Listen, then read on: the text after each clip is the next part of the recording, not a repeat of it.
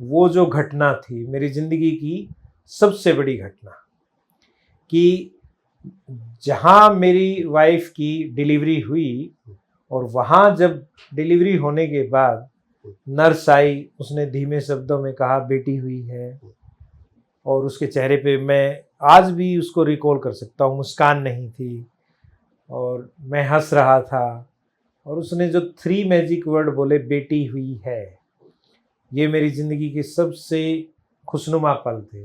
और जब मैं उनको मिठाई विठाई के लिए पैसे और ये दे रहा था कि बोलना हॉस्पिटल में बांटना और कहना कि बीबीपुर के सरपंच के यहाँ बेटी पैदा हुई है, फिर मैंने गांव में थाली वाली बज गई थी, गांव के लोगों को लगा कि लड़का हुआ है, गीत गाए छठी पे, फिर लोगों को पता चला यार ये तो लड़की हुई है, फिर लोगों ने कई तरीके की कमेंट्स किए इन चीज़ों को लेकर। 2012 24 जनवरी 2012 को नंदनी का जन्म हुआ, और उस नंदनी के जन्म से मुझे एहसास हुआ यार बेटी का पिता होना तो ये अलग सोसाइटी बना रखी इन लोगों ने। तो या तो कहते हैं लोग आते तो क्या कहते हैं, कोई बात नहीं अगली बार छोरा हो जाएगा, इस तरीके की बात। और हॉस्पिटल में भी ऐसे रिएक्शन हो गए जब आप मिठाई बांट रहे थे? हॉस्पिटल के अलावा जब मैं मेरे हेल्थ सेंटर में गया, देखा गांव में सेक्स रेशियो तो हमारा हरियाणा में सबसे कम था, तो देखा कि लड़कियों की संख्या बहुत कम है, लड़कों की ज़्यादा है जो बर्थ होता है लड़का लड़की का। तो फिर मैंने इस विषय के बारे में सोचा, जाना, इस पे काम करना शुरू किया। उससे पहले प्रोक्सी पंचायत मेंबर आते थे हमारे यहाँ पे,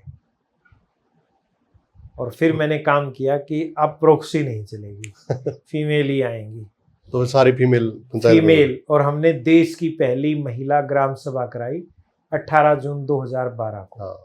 काफी चर्चित रही। आज तक उससे चर्चित ग्राम सभा हुई ही नहीं है। लेकिन यहाँ पे जैसे खापों का बड़ा दबदबा रहा है, तो उसके बावजूद भी आपने करवा दी थी। बड़े बुजुर्ग कैसे मनाए आपने? नहीं, वो तो थी वो महिला खाप पंचायत थी, महिला खाप पंचायत, अच्छा वो अलग। पहले ग्राम सभा कराई। ग्राम सभा ऑफिशियली पंचायत करवा सकती है, कॉन्स्टिट्यूशन के मुताबिक, पंचायती राज एक्ट के अनुसार हमने महिला ग्राम सभा कराई, और साथ में भारत सरकार को लिखा कि भाई महिलाओं की तो आवाज ही नहीं है पंचायत में, कहीं पे दबी रहती है, तो महिला ग्राम सभा करानी अनिवार्य हो। फिर जब ये हुआ तो अगले दिन 19 जून को मैंने 18 जून को कराया, 19 जून को मेरा जन्मदिन होता है जी। तो अगले दिन वो अखबार में छपी। सुबह सुबह मेरे एक दूसरे डीसी आ चुके थे, उनका फोन आया, मैं सोचा भाई शायद मेरा बर्थडे है, बर्थडे विश करने के। मगर डीसी कब से बर्थडे विश करने लग गए, तो उन्होंने कहा बहुत बहुत मुबारक। तो मैंने सोचा जन्मदिन की बधाई दे रहे हैं। तो उन्होंने कहा भाई तुमने कमाल कर दिया। मैं सोच रहा भाई जन्मदिन होना क्या कमाल की बात है।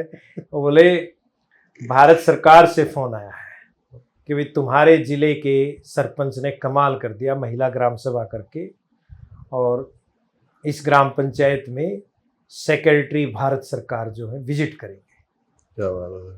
वो बोले बोलो सुनील क्या चाहिए। मैंने इंस्टेंट जवाब दिया, मुझे कुछ नहीं चाहिए, मुझे चाहिए कि आप मेरे गांव की महिलाओं के लिए किसी अच्छे से होटल में लंच अरेंज करें। बड़ी एक, हाँ लोग तो ग्रांट मांगते हैं ना, लोग भी यही सोचते हैं। तो मैंने कहा लंच अरेंज करें और वो आपके साथ बैठ के खाए। बोले ये क्या बात होगा, बस यही चाहिए जी। तो हमने ये अरेंज किया, हालांकि गांव के लोगों ने इस लंच में भी विरोध किया, टायर पंचर वंचर कर दिए। उनको यूं लगने लगा कि क्योंकि मैंने ग्राम सभा में नियम बनाया कि भाई प्रेग्नेंट होते ही उसका रजिस्ट्रेशन पंचायत में होना कंपलसरी है। तो उनको बोला कि ये इसका हक थोड़ा है कि ये ऐसा करेगा, लेकिन लोगों को यूं भी लगता था भाई ये जिद्दी है, ये तो करेगा। अब जिनके अंदर लड़कों की लालसा होती है वो तो बिल्कुल खिलाफ हो गई। और ऊपर से मैं कुछ एनक्रोचमेंट से जुड़े हुए मुद्दे, गौचराण की भूमि, गांव में ऐसी जो चीज़ें थी, मैंने वो बहुत लोगों के जिन्होंने एनक्रोचमेंट कर रखी थी वो निस्तो नाबूद कर रखे थे बिल्कुल। उनको भी कोई और मौका मिल नहीं रहा था। हो ही जाती है। हाँ, मैंने बहुत जगह खाली करवाई और बहुत ज़मीनें छुड़वाई, तो उनको भी कोई और मौका तो मिल नहीं रहा था। उनको वो सोचा कि ये वाला सही है भाई। तो वो भी मेरे खिलाफ लग गए। वो भी होता ही, अभी फिल्म में गुंडे ना हो तो हीरो का भी पता नहीं चलता। तो मेरी फिल्म में 40-50 विलेन आ गए। तो उन सब की जो लड़ाई है वो लड़ाई बड़ी इंटरेस्टिंग रही। उसकी वजह से मेरे गांव की महिलाएं सशक्त हुई, मैं सशक्त हुआ। मेरी 400 से ज़्यादा कंप्लेन हुई। 400 से ज्यादा कंप्लेन हुई, 50 से ज़्यादा मेरी इंक्वायरी हुई है। एक सीबीआई की नहीं हुई, बस ईडी की नहीं हुई, बाकी जितनी होती हैं जिस लेवल की होती हैं जी, वो सारी इंक्वायरीज मेरी हुई। तो उसके बावजूद भी फिर काम आपने जारी रखे क्योंकि इतनी हाँ, कंप्लेंट के 10, बाद? 11, 12, 13 में मेरी इतनी सारी इंक्वायरीज हुई हैं कि मेरा बहुत सारा टाइम उसमें खराब किया जाने लग गया। पॉलिटिकल लोगों का भी बहुत प्रेशर रहा, प्रशासन पे प्रेशर रहा, लेकिन मुझे एक आदत हो गई। मेरे पिताजी ने कहा कि भाई जब आप इस काम में लग गए हो तो दिल से करो, अगर तुम सही हो तो मैंने फिर खाप पंचायत करने की सोची। पहले वो बताओ सर, आप थोड़े आगे निकल गए, डीसी के साथ लंच फिर हुआ? हाँ हाँ, डीसी के साथ ऑब्वियसली लेट गए, लंच हुआ, और मैंने गांव की महिलाओं से कहा झूठ बोलने की जरूरत नहीं, जो हुआ है वो वैसे का वैसा बताना। कि गांव के लोग, कुछ लोग, चंद लोग, 30-40 लोग आने से रोक रहे थे, और तुम ऐसे ही बताना। उन्होंने वैसे ही बताया, और वो सच सुन के डीसी भी खुश हुए। फिर हमने महिला चौपाल की मांग की, महिला लाइब्रेरी की मांग की कि भाई ये जब भी ग्रांट आए जी, तो प्रायोरिटी के बेस पे बीबीपुर ग्राम पंचायत को ही मिले। तो मैं जब ये बात कर रहे थे तो फिर मुझे यूँ लगा कि यार हमारे हरियाणा में खाप पंचायतें की पहचान है, तो मैंने सोचा कि उनके साथ मिलके पॉजिटिव वर्क। तो खाप पंचायतों को मैंने तैयार करने की कोशिश की, कुछ ने मना किया, कुछ लोग खुश हुए, और फिर देश की पहली खाप पंचायत जिसमें महिलाएं शामिल हुई, और उसी पंचायत से कितनी सारी खाप नेत्रियां निकली जी, और उसमें जो है कन्या भ्रूण हत्या रोकने के लिए पहली बार एक बड़ा बिगुल बजा, और पहली बार कन्या भ्रूण हत्या का जो विषय था, वो होती तो रहती थी लेकिन उसके खिलाफ आवाज नहीं उठती थी। और इवन हमने ये किया कि उसमें कन्या भ्रूण हत्या करने वालों पर 302 की धारा के तहत मुकदमा दर्ज होना चाहिए। ऐसी ऐसी बातें उसके अंदर निकल के आई कि इसके कारण क्या है। और फिर जब ये सारी चीजें हुई तो अगले ही दिन मेरे पास उस समय के जो सीएम थे उनका फोन आया जी, तो उन्होंने मेरी ग्राम पंचायत को 1 करोड़ रुपए का पुरस्कार दिया। क्या बात है सर।